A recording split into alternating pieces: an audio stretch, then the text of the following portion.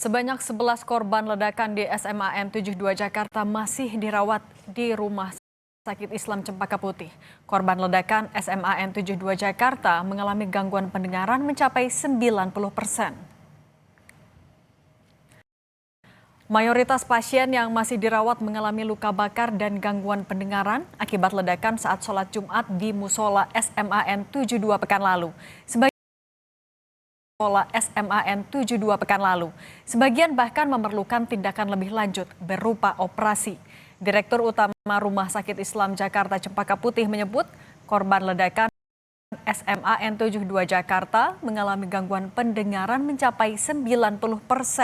Gangguan pendengaran disebabkan trauma akustik akibat suara ledakan yang dahsyat. Kami juga mulai melakukan asesmen lebih mendalam, jadi 3 hari pertama itu fokusnya adalah untuk menyelamatkan jiwa. Namun sekarang masuk ke dalam membahas masalah potensi kecacatan. Saya ingin merevisi nih, karena sebelumnya dikatakan masalah gangguan pendengaran itu sekitar 75%, tapi ternyata lebih dari 90% ada gangguan pada pendengaran. Adalah karena trauma akustik ya, akibat suara yang dahsyat yang keluar dari sana. Pasca insiden ledakan di SMA Negeri 72 Jakarta Jumat lalu, hingga hari ini kegiatan belajar mengajar di sekolah tetap berlangsung. Namun diterapkan melalui sistem pembelajaran jarak jauh atau daring. Pintu pagar SMA juga tertutup rapat dan dijaga POM TNI Angkatan Laut.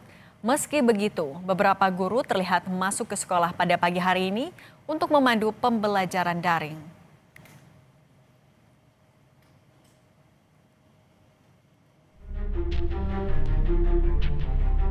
ABH yang terlibat dalam kasus ledakan ini dikenal sebagai pribadi yang tertutup, jarang bergaul, dan dia juga memiliki ketertarikan pada konten kekerasan serta hal-hal yang ekstrim.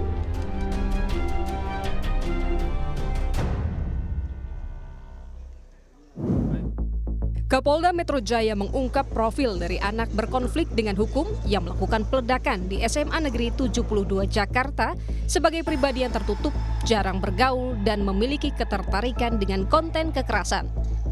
Namun, Kapolda memastikan anak yang berkonflik dengan hukum itu tidak terkait dengan jaringan tertentu.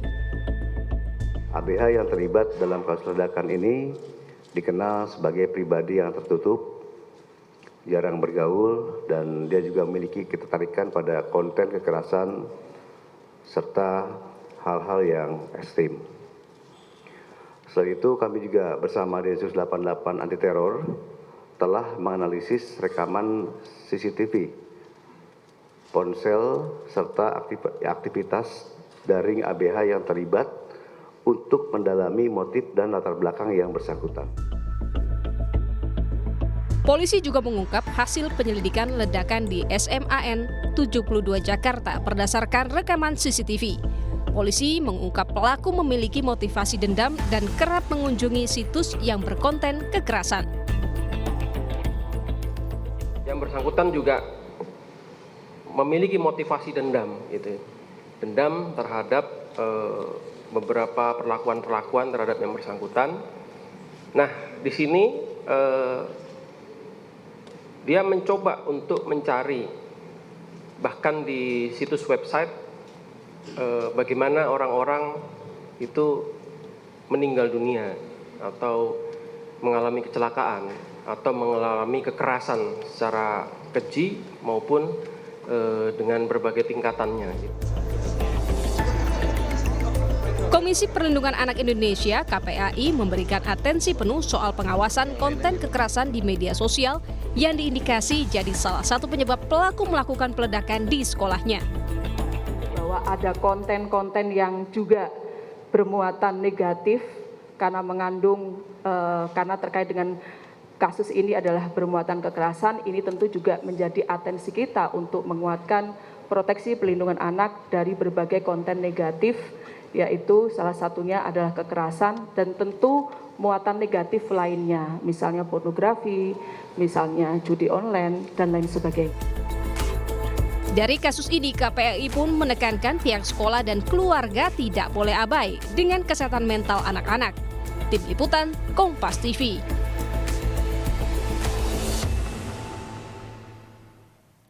Lalu bagaimana lanjutan proses hukum dari kasus ledakan SMA N72 ini? Kita perbincangkan dengan Kabid Humas Polda Metro Jaya, Kombes Budi Hermanto. Pak Budi, selamat petang. Selamat sore, Mbak. Pak Budi, kalau sejauh ini polisi sudah meminta keterangan anak yang berhadapan dengan hukum juga kah? Ya, terima kasih. Sampai dengan hari ini, proses penyidikan ditangani oleh Direktorat Kriminal Umum Polda Metro Jaya.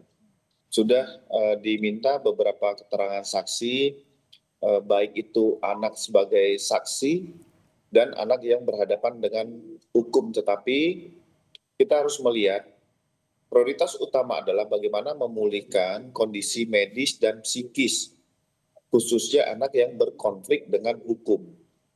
Untuk orang tua dan rekan-rekan sejawat yang dekat dengan ABH ini, sudah beberapa orang dimintain keterangan. Ini proses masih berjalan, Mbak, dari rekan-rekan penyidik. Kita masih menunggu karena memang kita harus melihat memprioritaskan kondisi kesehatan dari para saksi ini dulu. Pak Budi, tapi mungkin bisa dijelaskan juga ketika anak berkonflik dengan hukumnya ini juga ya satu masih di bawah umur, kedua juga penanganan medisnya masih jadi prioritas. Langkah selanjutnya yang dilakukan oleh polisi seperti apa?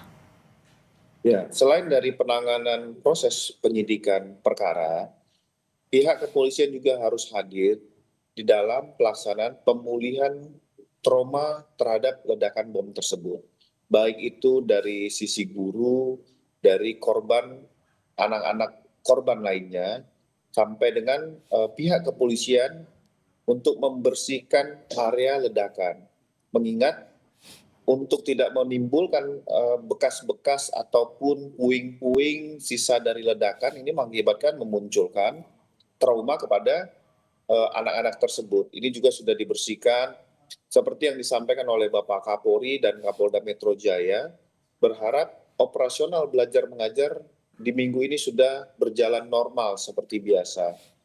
Pihak kepolisian hadir dalam pelaksanaan trauma healing mulai dari SDM, Biro SDM Polda Metro Jaya, SDM Mabes Polri, bekerja sama dengan HIMSI, dan seluruh komunitas, termasuk melibatkan KPAI dan beberapa komponen di dalam proses pelaksanaan trauma healing dan proses penyidikan. Pak Budi, dengan anak yang berkonflik dengan hukum ini juga masih ditangani secara intensif secara medis, untuk memastikan motifnya itu seperti apa? Sudah bisa disimpulkan secara pasti? Ya, kemarin sudah saat rilis, Bapak Kapolda menyampaikan secara paripurna ya, secara runtun dan komprehensif, termasuk Densus 88 menyampaikan tentang motif. Yang pertama kami menegaskan, kejadian ini tidak terkait tentang jaringan teror. Itu kita tekankan untuk memberikan informasi kepada seluruh masyarakat agar tidak simpang siur. Yang kedua, motif ini terbawa dari persoalan pribadi, murni dari pribadi yang bersangkutan.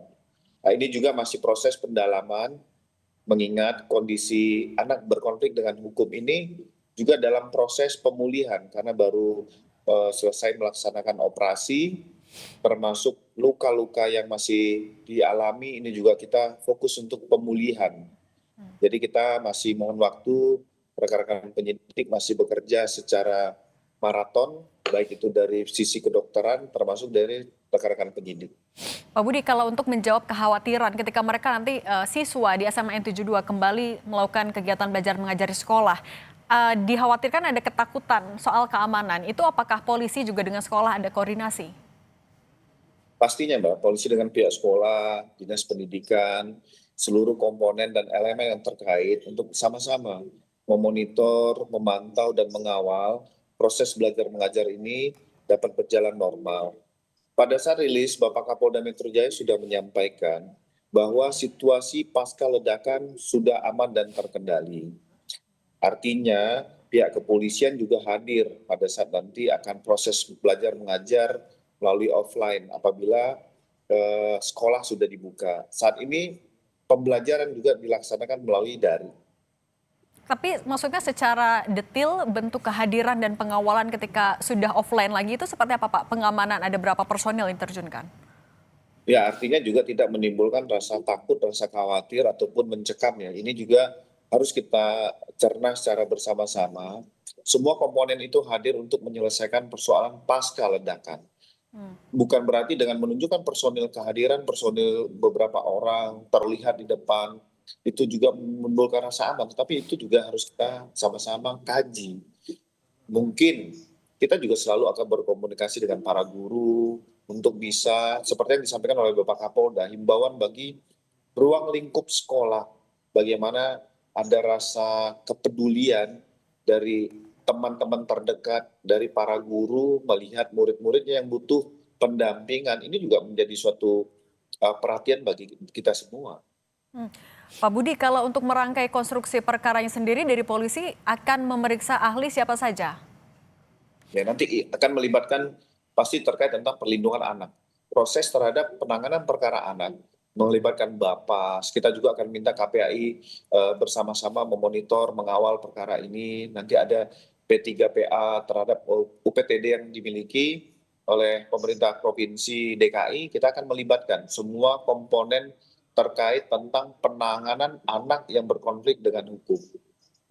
Pak Budi, kemarin kan juga sempat disebutkan kalau anak berkonflik dengan hukum ini terpapar konten dari media sosial. Nah, ini apakah akan mengarah kepada pengembangan, termasuk ia ada di grup mana saja, siapa saja yang ada di sana, sejauh mana nantinya penyelidikan lagi? Ya, terima kasih Mbak. Ini pasti selalu akan didalami, termasuk terhadap situs, terhadap konten mana yang digunakan menjadi pusat edukasi si anak. Ini kami masih mendalami. Kami juga akan berkomunikasi dengan pihak Komdiji, pihak-pihak yang berkompeten untuk sama-sama kita duduk bersama agar bisa memitigasi terhadap konten yang dilarang bagi anak-anak, apalagi itu mengakibatkan memicu trigger menjadi suatu upaya, suatu langkah tindakan kekerasan. Tapi pengembangannya untuk ke konten-konten yang sangat mungkin membuat anak-anak lain terpapar itu nanti akan seperti apa juga Pak? Apakah sudah ada pemeriksaan lanjutan? Sudah di profiling juga orang-orang yang ada di grup itu atau konten tersebut? Ya, ini masih didalami dari pihak Direktorat Siber Polda Metro Jaya bekerja sama dengan Densus 88 terkait tentang kita mendapatkan beberapa device. Ini juga akan dilakukan digital forensik. Kami masih menunggu hasil digital forensik yang dimiliki oleh anak berkonflik dengan hukum. Dari hasil digital forensik tersebut, baru pihak penyidik ataupun pihak kepolisian baru bisa mengambil langkah selanjutnya dari mana asal sumber berita ataupun situs yang dapat memberikan edukasi kepada ABH tadi. Oke, untuk melengkapi tadi berkas perkara juga Pak, artinya paling dekat rencana akan siapa yang akan diminta keterangan Pak? Yang pasti kan kalau dari terkait tentang info situs, pasti kita akan melihat saksi ahli dari Undang-Undang ITE ataupun Komdiji ya. Kita juga akan mendalami tentang saksi-saksi terhadap yang berkompeten terhadap anak, pasti ahli pidana. Ini akan juga kita libatkan semua, Mbak. Kalau untuk kasusnya Pak, saksi selain ahli, saksi yang juga akan dipanggil dalam waktu dekat siapa lagi? Yang pasti adalah orang-orang yang berada di sekitar kejadian peristiwa ledakan. Baik itu adalah kerabat, teman-teman sekolah, guru, orang yang bisa menyaksikan langsung. Begitu juga kami akan memeriksa saksi ahli dari Puslapfor dan Jibom. Mengingat bahan ledakan ini berasal dari apa, bagaimana sistem pemerakitan dan lain-lain, ini akan dijelaskan oleh mereka-mereka yang expert di bidang. Termasuk juga keluarga dari anak berkonflik dengan hukum ya Pak berarti? Ya, betul Mbak. Oke, baik. Kabid Humas Polda Metro Jaya Kombes Budi Hermanto, terima kasih sudah berbagi bersama kami. Ya. Sehat selalu Pak. Sama-sama.